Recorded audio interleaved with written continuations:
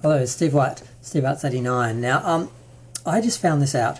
I knew a little while ago that David Tennant was working on something about the gay serial killer, Dennis Nilsen. I didn't know if it was a movie or a TV series or an event series or what it was. And I just seen some pictures and I thought it was a long way away. I didn't really think about it.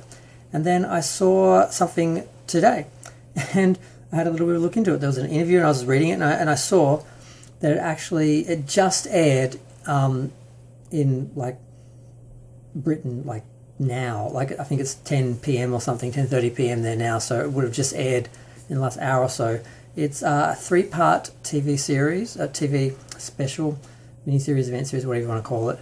It's 3 episodes and it's tonight, tomorrow night and Wednesday night, so 3 nights on ITV in Britain.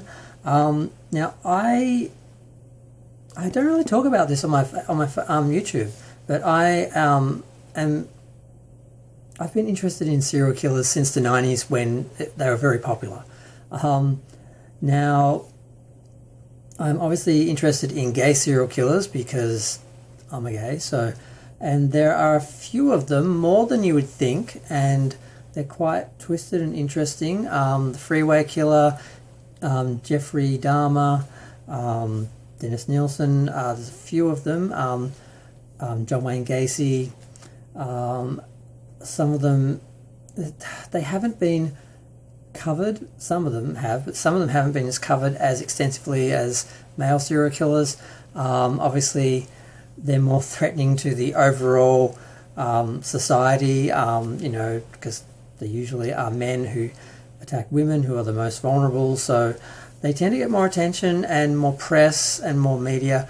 But the gay ones I think are more interesting, and over the years I had a lot of books and stuff. I've got some on my bookshelf, just general ones, but I've really only kept a couple of like murder case books. I've got one, I used to have like a whole stack of them when I was younger. I've kept 3 or 4 of them. I've got one on Des, and that was the first one I ever read, which is number 2. And this book, I don't keep many physical books anymore. My bookshelf is mostly picture books and comics. There's very little, there's only a few actual like novels where it's just text, because I just can't afford to waste space on, just paper. I mean, I could read an ebook. I don't need the actual printed copy. Like, it's not the same as like a picture book or a comic where you really need to look at the image. It's just text. So this is one of the few books I still have on a serial killer, Killing for Company, because I was fascinated by him and Jeffrey Dahmer. But I think Dennis was the first serial killer besides Jack the Ripper that I ever had heard about.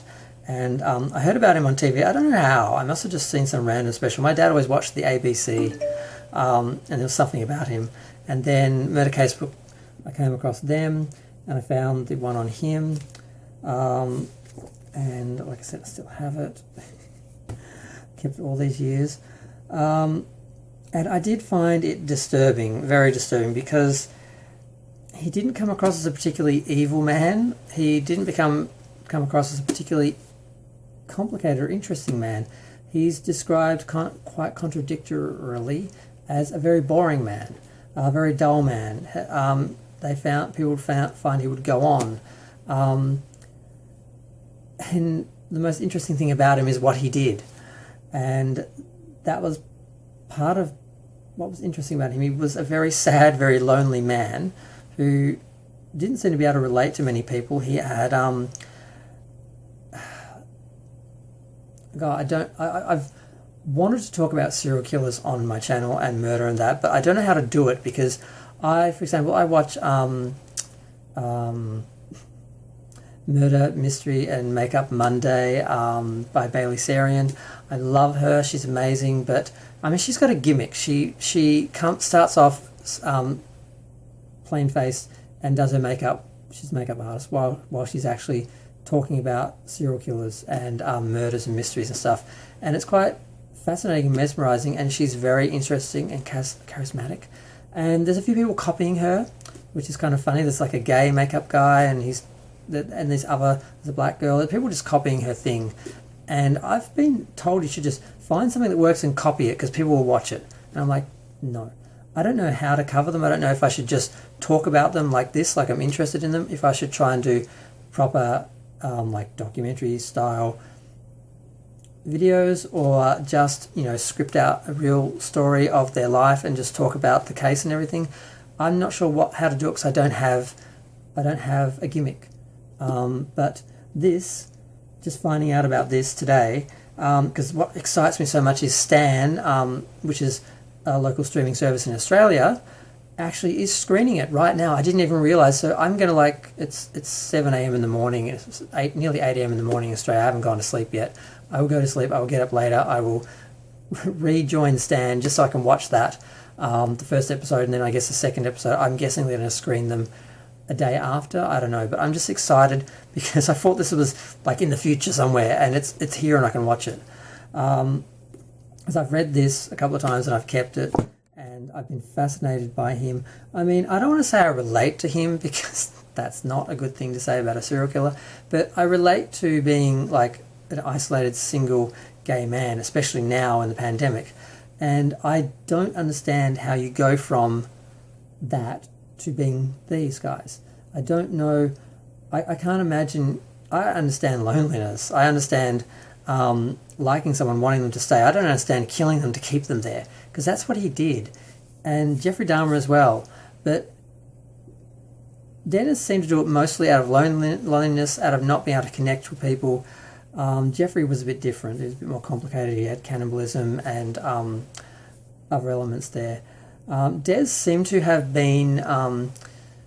he seemed to have associated love with death when he spent time with the corpse of his grandfather, who was the only man he ever really connected with when he was growing up. So it's an interesting look at him, and I'd like to go into that, but I'm not going to do that in this quick video. But this is mostly just to share my excitement and joy about the fact that there is actually this special, these 3 episodes, this special mini-series, event series, whatever you want to call it, and it's upon us. I thought it was off in the distance somewhere, and I was thinking, keep an eye on that, see what they do. So I'm very excited. I'm going to be able to watch it like in the next day or so.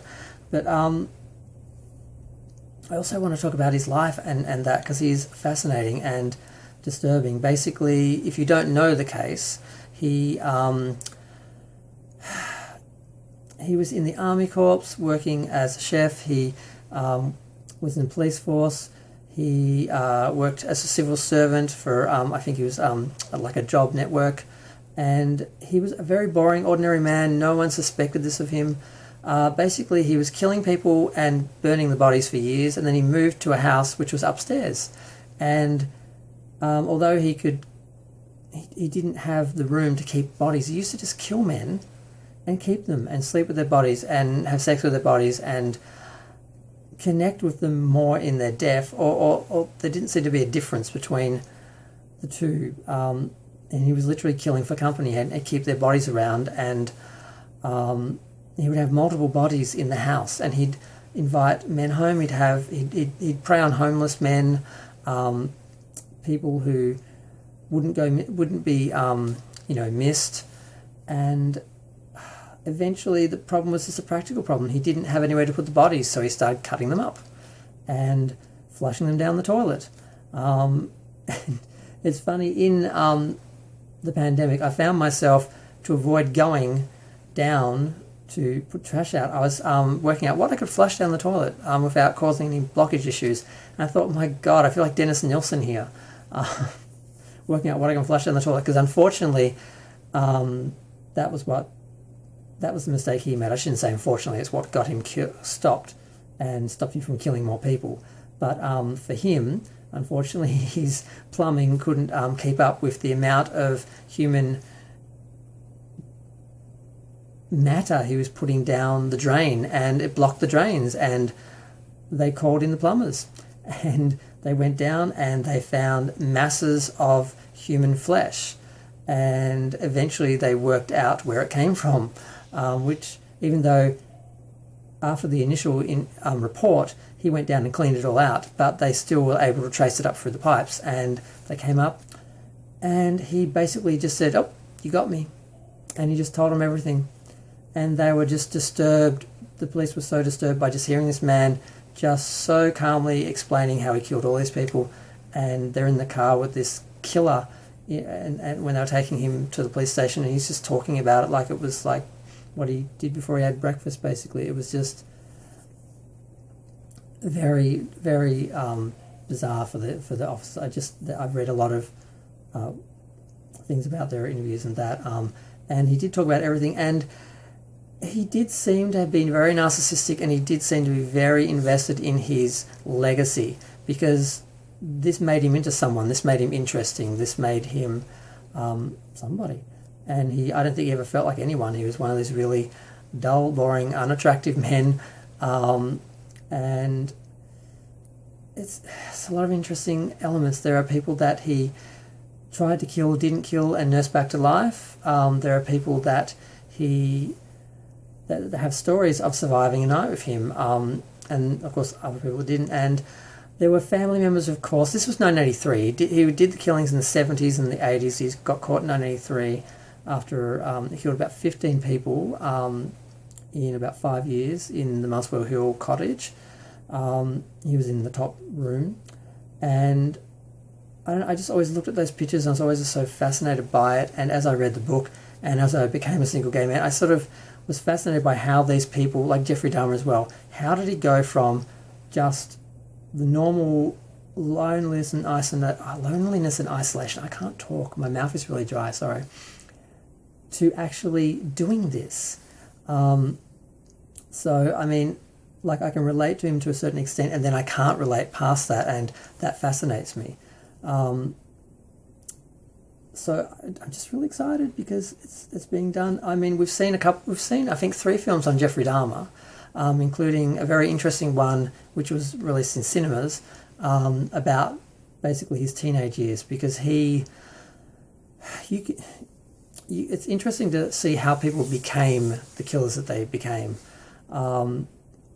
and he's had a few films now. He's had some exploitative ones that just showed what he did for the sake of making a movie. And then there was a very, very interesting one by, it starred the guy who played Hawkeye in The Avengers. I'm drawing a blank. But he did a very good job. They did a very fascinating look at his case. So he's been dealt with, but Des has never been dealt with, probably because Jeffrey Dahmer was killed in jail by another inmate a couple of years after he went to jail. I think it was 93 or something, because he was arrested, I think, 1990, 91. Whereas Des was arrested in 83, and he lived until 2018.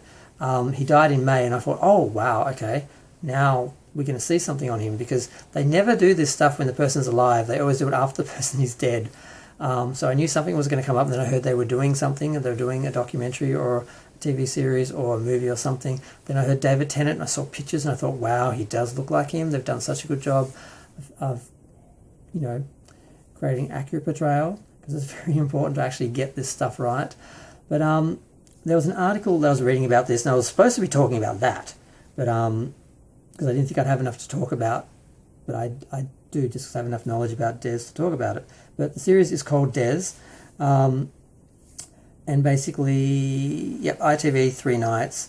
He was 37 years old when he got caught, so he lived until 2018, so he spent a lot of time talking about his life. He had a biographer who wrote about him, so it's really well documented what he did and why he did it, and it's just fascinating. And David Tennant was talking about, the interview was mostly him talking about his trying to work out the character, because he was so dull, and the trying to sort of bridge the gap between those two lives, between his inner life and what he did behind closed doors, and who he was and who people perceived him to be, and who he portrayed himself to be, and how he came across in person, is where he sort of was fascinated. And they have stated, because some of the family members were complaining about them sensationalizing murder and everything. I know I'm far more excited about serial killers than I should be. I should be thinking about the victims, but I'm too fascinated by the actual serial killers that, I mean, I've always been fascinated by horror, and it doesn't totally seem real to me. And that's one thing they're concerned about, is that they're just going to be focusing on him, aggrandizing him, making him seem too important, and they're assuring people, no, this is about the victims, this is about the horror of what they went through. It's not about making him some legend or urban legend or something. So that's good, but my initial reaction was, no, I want to work out what made him tick. I want to see him. I don't want to see so much the victims, because their stories aren't as interesting as his, because they're just the victims. He's the perpetrator. He's the one that created this situation and has been shaped or formed somehow by life to become this monster, essentially. And that's what I want to explore, not just how people felt about being victimized. We can all understand that. So I hope they don't spend too much time on the victims and not actually explore him, because it's very easy to just make him the boogeyman and not look into why or how. So that's what I'm a bit afraid of. But I that again would not be that interesting. So I'm hoping they get into it. But I'm going to go. Feel free to share, like, comment, subscribe. Let me know what you think. I'm going to watch the show, and I'm going to probably do a review of every episode, probably, unless they drop them all at once. But I'm going to go. I talked way too much about this than I thought, 16 minutes, but I just know a lot about the case. I didn't even read any of the interview, because they did a fairly decent interview of David Tennant talking about how he approached the character. But I guess I will talk about that when I talk about the actual show and how he did portray him. But I'm really going to go this time. Feel free to share, like, comment, subscribe. Let me know what you think. If you like serial killers, let me know. If you have any ideas about how I could talk about them, because I really don't know how to go about it. But I do want to cover murder, true crime, paranormal, things like that. I just have no idea how to do it at the moment.